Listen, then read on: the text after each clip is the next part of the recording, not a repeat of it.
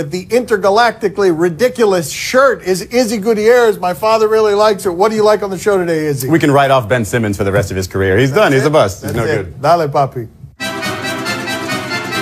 All right, 2-game suspensions too harsh for Michael Crabtree and Aqib Talib. Oh, this is a question in disguise. The question is actually, would you guys like to see that video again? Because of course we would. We'd all love to see that video again. And now we'll decide whether 1 game is enough or 2 games is enough or 3 games is enough. But we just want to show you this video again here because Crabtree came to fight. Schefter reported that he taped his chain to his chest. And he still lost it. There it is on the floor still. That's the first time hearing of that report. That is the funniest Adam Schefter report of all time. That is correct. And Crabtree, so he knew he was going to fight from the very start of this. And this looks bad. In a violent league, what Roger Goodell is sitting there saying to himself, look, I got concussion. I had the Adrian Peterson problem beating up his son. I've got the Ray Rice problem. I had that in my past beating up his fiance. I don't need more violence. I've got enough violence. I'm going to make these 2 guys symbols. Yeah, I don't know how you can really argue it when you look at the way this league is trending. Yes, violence off the field we take a lot more seriously because we have to. But yeah, we've been doing the same on the field. If you look at the penalties this year for on-the-field incidents, it's been on pace for more than since 2001. So you look at that, it was clearly planned. Michael Crabtree showed up to fight, and the Raiders have checked out. Like, that's the type of stuff you need to avoid, and a 2-game suspension's probably just about right. You know how Talib can pay his fine? Yeah, I got an That's idea. right. Yeah, what? Pawn that chain. That's right. You sell the chain. That's all. We ruined the joke. We totally ruined my dad's joke, man, because we knew where he was going with that. Should last night end the comparison of Ben Simmons and LeBron? Is that something we were doing? That's something that people were doing because LeBron James is the best basketball player I've ever seen. Anytime and any time in history. And Ben Simmons is a guy who at LSU did some nice things and didn't get to the tournament and has a lot of questions about his feet and his game. LeBron James had one of those games last night where he told Ben Simmons, he told Joel Embiid, hey, not yet. Now's not your time. You're going to have to wait. I know people are excited about you. Not yet. Not now. Yeah, let's go ahead and write him off. He had a bad game against arguably the best player to ever play the game. It's not as if when we go back and look at Kobe Bryant maybe struggling against Michael Jordan, we would have said, yeah, that guy's going to be nothing. Write him off. He's nothing. And it's laughable. It really is. But when you look at Ben Simmons, you have to compare to LeBron. Who else in the league can start at point guard, rather, and when he gets his backup minutes, shifts to the power forward. That's LeBron stuff right there. And that's what Ben Simmons is doing as a rookie. Okay, and here's why he's not LeBron except for 100 pounds, about 100 pounds. He was also limping in the locker room during the game. When's the last time you saw LeBron do that? Because that doesn't happen to LeBron ever. He's the human version of LeBron? Is that better? He's a very thin version of LeBron. I know something he doesn't do like LeBron. Travel. Oh, look at this. Bobby's going to find that negative LeBron video somewhere. One, yeah. 2, 3, 4. I mean, come on. If you let him play that way, no wonder he had so many points last night. Just because you take the steps really slow does not mean that the count starts over again. That's at least 4 steps. That dribble began in like 2016. Should the Clippers blow it up with Blake Griffin? He's out for an extended period of time. Oh, for the love of God. It feels like I've been asked whether the Clippers should blow it up for about 6 straight years now. They had an enormous racist controversy. Their owner was out. I was getting asked that question before then. And then the racist controversy came, and then they were close. They were close, and now the window is totally closed. I don't know what you do. They're hurt all over the place, and they've lost talented players they have. What you end up doing eventually is firing Doc Rivers. I don't understand the reason why not to blow it up. I mean, you don't want to be stuck in mediocrity right there. You had Steve Ballmer take over the team and obviously keep it together and see where it can go. It's clearly going in the wrong direction. You obviously, it feels like, chose the wrong player if you're choosing between Chris Paul and Blake Griffin in terms of a guy who can carry a team to certain levels of play. Blake Griffin is a very good player, don't get me wrong, not somebody you build around as a centerpiece for a championship team. So maybe don't trade him, maybe dangle him around, but you got to change something. And I feel like it starts with Doc Rivers. Like, at some point, if you're going to rebuild, you've got to just change the voice. How about the idea that Ballmer would pay $2-point-something billion for this franchise, and he would end up looking, after fighting for DeAndre Jordan, he's looking around and saying to himself, $2 billion for this? Good thing he fought for 300. That's all he got now. That's it. He got nobody else. You know, he's going to get a lot of touches now, Name DeAndre. some Clippers. Go ahead. That's right. Name some. Name some healthy Clippers. Go ahead. I'm talking to you, Doc. I know you don't know them either. Did David Fitzdale get hosed? Okay, is the answers for all of us with that head nod. 100 games, you get 100 games. The last playoffs, he was the star coach of the playoffs where he did the whole thing, take that for data. He was loved in Memphis for defending his young team. And all it took is one bad quarter on the side of that grizzly bear, Marc Gasol, and Marc Gasol got him out of there. Like, get out of here, I'm done with this. And it shows you again how much player power there is in that league. When Marc Gasol can be mad at you for a quarter in the last 100 games you had, don't matter. It does show you how much player power there is in this league, and apparently there's been rumors that they haven't been talking for a while anyway, so it's been going down this path. But do you always side with the superstar when the superstar is a 32-year-old aging center who his previous coach, Dave Yeager, privately wanted to get more out of him as well, really wanted to get that dog out of him and called him, really play like a stud, the way Poppy likes it, late in games. Is he flexing right now? Can you see his chest rip?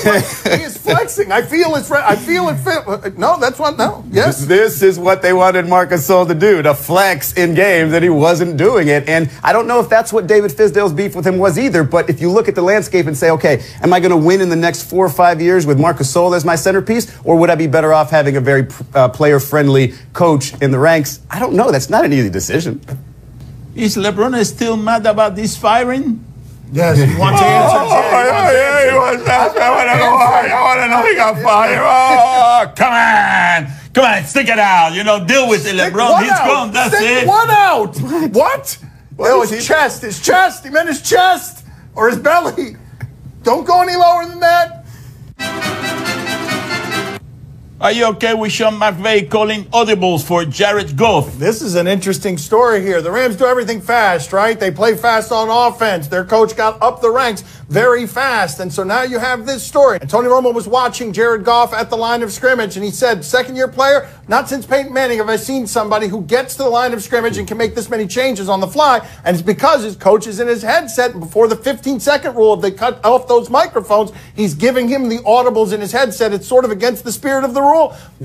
If you're the Rams, you're okay. Unless you're the Patriots, it's not a problem. The two funny things just jump out to me is first, it's like, wait, so what is our assessment of Jared Goff actually then? Because how much better off is he because of his coach is sort of giving him some tips right before, the play gets started. So maybe he didn't make quite the leap that we thought he made from year 1 to year 2. The other thing that's funny about this is, why not? Why not let that happen? Do you know how hard it is to play quarterback in this league? Right. Like, just give him a little bit of help right before that timing cuts off. Yeah, it's going to make the quarterback look better, but heck, it's going to make the game look better, and who doesn't want that? Like in this league, like, just give him a little bit of help right before that timing cuts off. Yeah, it's going to make the quarterback look better, but heck, it's going to make the game look better, and who doesn't want that?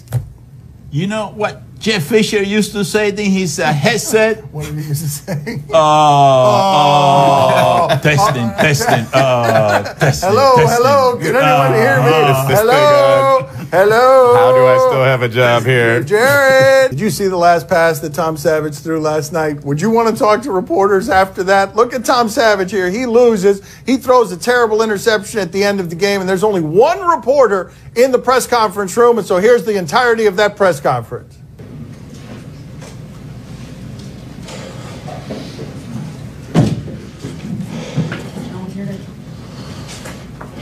Good. There it is. And that is the most I've seen of Texans-Ravens football last night. I wouldn't have known who that was if I was the reporter in that room. He clearly doesn't know what he's doing because you're supposed to take your time, get dressed, make sure all the media gets there. Or maybe he's a savage genius and he says, you know what, nobody's going to be in there. Let me get in there. I don't want to answer questions. Let me get out. I don't want to answer questions. I would have had a question. Oh, yes, Mr. Levitar, journalist. Poppy Levitar, what's your question for the great and wonderful cement-footed Tom Savage? Are you colorblind? Okay, yeah. Because you keep throwing to the other team a lot, you know. Okay, all right, there you go. Okay, a follow-up. I'm really, he elaborated on his question. Do you question if St. John's is a warlock? Oh, why is this question so low in the show? The last time we got a warlock question, it was delightful. USC, look at the last time we got a warlock question. Watch number 80 closely. Number 80, watch him. Where did number 80 go? Clearly, he's a warlock. That's against NCAA rules, but there's another one in the pros. I'm going to ruin that one for you, though. What? How? He's right behind number 50. You see his arm right. What? No, I don't see anybody. Shut up. I don't know what you're talking about. I prefer my theory of warlockian nature. Let's check in with the wide receiver for the Buffalo Bills. Perhaps he is warlock. Look, watch this, though. See, your body works correctly. Mine doesn't. You tell me if you can do this. It's this afterward, how he gets up. That, right there. Yes, that's right. He got up with his right knee and his shin, or like how? I saw that on Twitter, and I thought it was just everything in reverse. I had no idea. I thought he fell down that way, and they just played it backward. That's real. No, yes. Not only is it real, why doesn't this person, how good is that league when a Warlock can't get some catches in that league? That was an incompletion. Like, that guy should come down with that ball in the end zone if he could do that with his feet. Do you question if this dunk is impressive? There was one analyst, and only one analyst on this entire network, that told you that the Sacramento Kings were going to win against the Golden State Warriors at Golden State last night. And they did. Let's check in with the oldest player in the league, Vince Carter. What has he got in his game? Woo! Yeah. This man can carry the flag for 40-year-olds for as far as I'm concerned. I'm 40. I want to be able to do this at any point in my life. Oh, yeah. I mean, it is impressive, but he looked every one of those 40 years running down the court on that one. That is ginger. I don't know if that was worthy of the motorcycle handle. No, not really. No, it wasn't really worthy of a motorcycle gesture.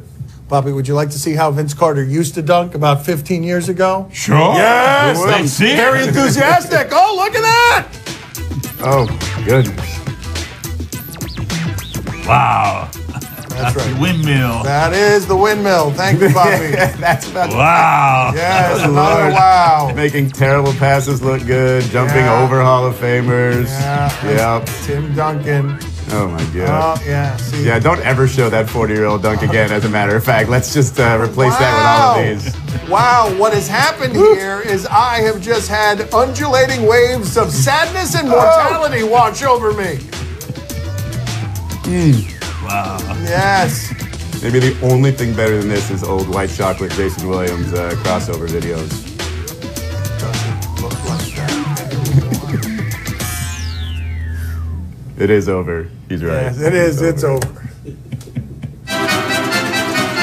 Do you question what this guy did? Oh, this is the kind of question that I live for. Tennessee football, high school football, not Titans football, the real stuff, high school. This is the winning quarterback for the team, and he is just friends, according to social media, with the losing cheerleader from the other team.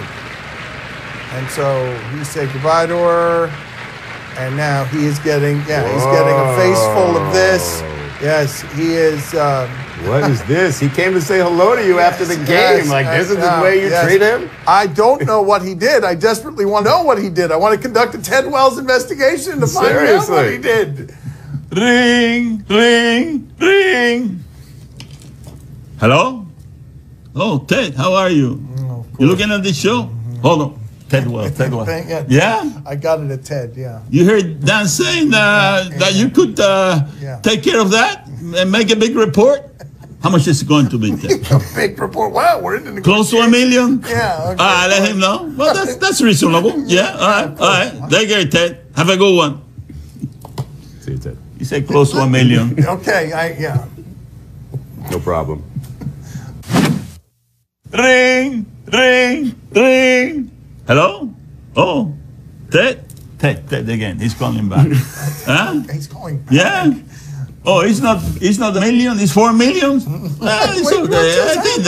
I think that Dan can handle that. You know, he makes big bucks. You know, he got a TV show, he has a radio show. Yeah, that's reasonable. I'll talk to him. You're a terrible negotiator. I mean, really bad. Thank you. I heard you, Dad. I was right here for the whole televised conversation. It was Ted. It was Ted. That was Ted. Thank you. Ted the Shark. Yes. It's a good deal, Ted. 50 minutes could save you 15% or more on car insurance. Time to play the game that has a secret piercing. See? Or no? It's on his buttocks. You tell us what's on television tonight. We'll tell you if we're intrigued or not. On NBA TV, Heat at Cavs. Oh, look at him. When he makes that face, it means it's a big regular season game. Big game. And certainly we will celebrate it by celebrating Dwayne Wade's block of Joel Embiid last night, correct? That's what we're going to show now. Dwayne Wade rising up into the heavens. Oh, no, that's not what we're going to show. We're going to show something awful that embarrasses Dwayne Wade for my father, it looks like. Okay, that's not a block. That is most definitely not a block of Joel Embiid. All right. They won 8 straight. We're not going to say anything about that, right? Izzy, are you intrigued? I will not take part in any Dwayne Wade shaming, but I will offer this. If the Cavs start to struggle all of a sudden, maybe it's because they want David Fizdale to replace Tyronn Lue. He is demanding answers. Shocking, reckless speculation. They just ran Whoa! They've got 10 of the easiest games on their schedule over the next 10 games. It'll be suspicious if they start losing them again. Poppy, are you intrigued? Oh, see, I'm very intrigued. You know, I have been very hard on Dwayne Wade, but I gotta tell him something. Don't know, you're a human being. You know, nobody should be making fun of you because you're getting a little bit older. You know, and you fell in front of everybody like that. You know, I just feel sorry for you. You know, everybody should feel sorry for you.